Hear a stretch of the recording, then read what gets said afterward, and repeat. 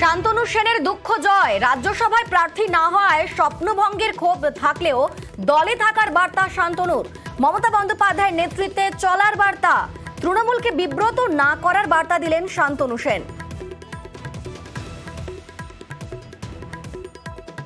ভালো কাজ করে আবার সুযোগ পাওয়ার স্বপ্ন দেখাটা অন্যায় নয়, বা ভালো কাজ করে কোনো জায়গায় সুযোগ পাওয়ার স্বপ্ন দেখাটাও অন্যায় নয়। স্বপ্ন ভঙ্গ হলে মনে কষ্ট হওয়াটাও অন্যায় নয়। কিন্তু যখন নির্বাচনের মুখে দাঁড়িয়ে একটা দল সেখানে লড়াইকে সামনে রেখে মমতা বন্দ্যোপাধ্যায় হয়ে ঝাঁপিয়ে পড়াটাই আমাদের একমাত্র কাজ হওয়া উচিত। মনে যতই কষ্ট থাক সেই কষ্ট চেপে রেখে কাজ করা উচিত।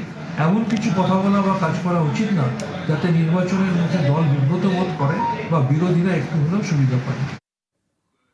একটা গণতান্ত্রিক দল, দলের যারা কর্মী, দলের যারা সংগঠক, তাদের একটা ইচ্ছা থাকতেই পারে যে আমি দলের প্রার্থী হব। 42টা তো মাত্র আসন।